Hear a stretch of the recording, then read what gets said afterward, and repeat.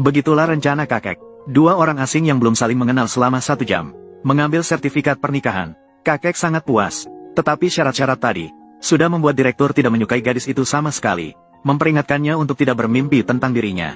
Mengambil sertifikat hanya untuk memenuhi kakek. Kemudian mengeluarkan ponsel dan meminta nomor kontaknya. Ketika harus menghadapi kakek nanti, saya akan menghubunginya.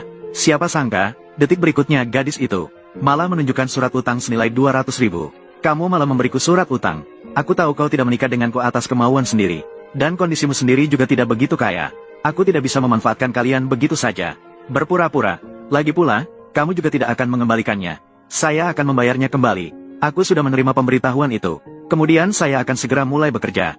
Ditambah dengan uang dari mengantar makanan. Aku akan menghemat lebih banyak dari kehidupan sehari-hari. Saya akan segera bisa melunasinya. Pada saat itu, direktur tidak berpikir panjang. Apakah aku salah paham padanya? Tidak. Apa yang dia lakukan? Cepat pergi. Lihat kamu. Dilihat begitu.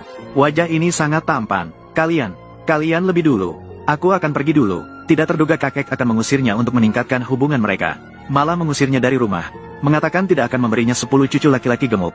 Jangan berharap bisa masuk ke pintu besar keluarga kaya itu. Sang direktur eksekutif akhirnya hanya bisa membawa koper ke rumah gadis itu. Ada apa? Dia diusir oleh pemilik rumah.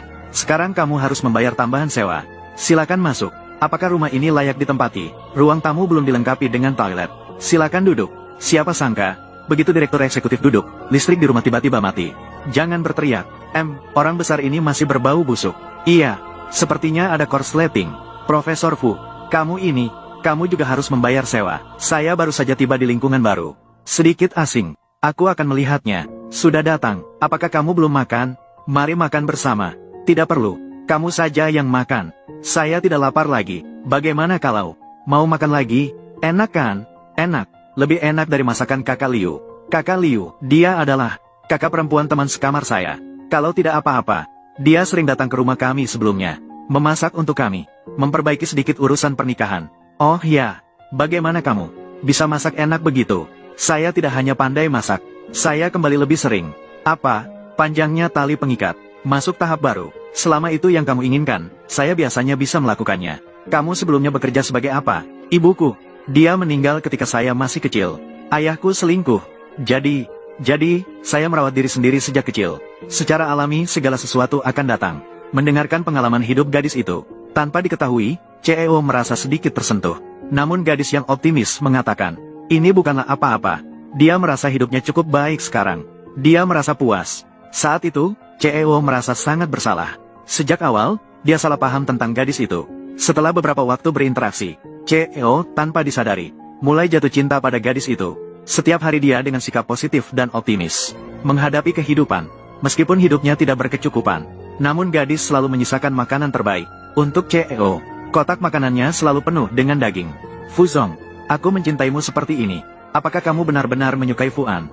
Namun kotak makannya selalu berisi makanan vegetarian.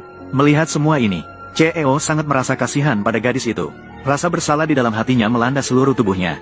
Awalnya ingin mengungkapkan identitas aslinya kepada gadis itu, mengadakan pernikahan mewah untuknya, agar dia bisa hidup bahagia.